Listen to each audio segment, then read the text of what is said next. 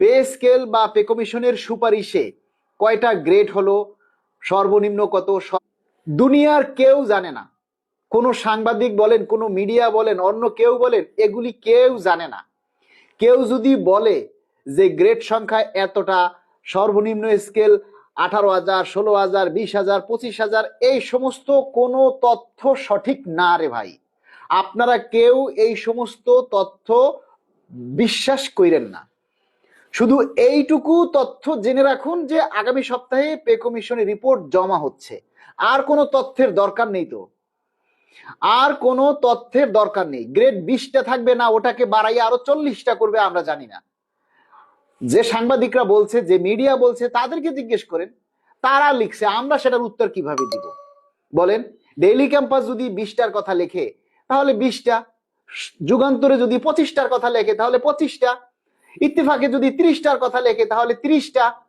আমরা জানি গ্রেড সংখ্যা 20টা। এখন কমবে না বাড়বে সেটা গেজেট না পাওয়ার আগে আমরা বলতে পারবো না।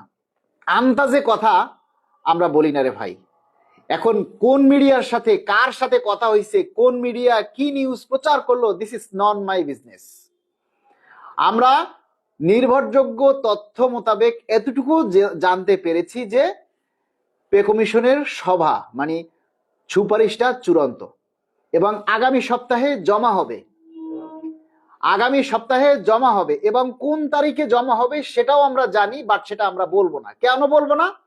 ওই তারিখে যদি কোনো কারণে জমা না হয় তখন আপনারাই আমাদেরকে বলবেন, সুধীর ভাই তুই তো কইছস ওই অমুক তারিখে জমা হবে, এখন তুই উল্টাপাল্টা কথা বলিস, উত্তর তথ্য সঠিক না। এরকমের বাইনচোদেরও আমাদের সরকারি কর্মচারীদের মধ্যে অভাব নাই। সরি, মুখটা খারাপ করে ফেললাম।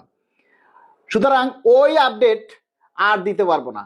আমরা জানি অনেক কিছু, কিন্তু অনেক কিছু বলা সম্ভব না। শুধু এতটুকু জানেন যে পে কমিশনের মানে রিপোর্ট চূড়ান্ত। এর চাইতে আর বড় কি জানার আছে?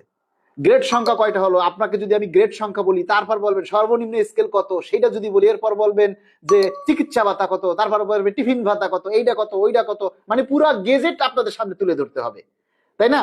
আমরা তো পুরা গেজেট বানাই নেই। তা আজাইরা তথ্য তো আমরা দিতে পারবো না ভাই। সুপারিশ চূড়ান্ত, বাস এটা নিয়ে শান্ত থাকুন। আগামী সপ্তাহে রিপোর্ট জমা, সুপারিশ জমা হলেই তো হলো না, এটাই তো শেষ কথা না?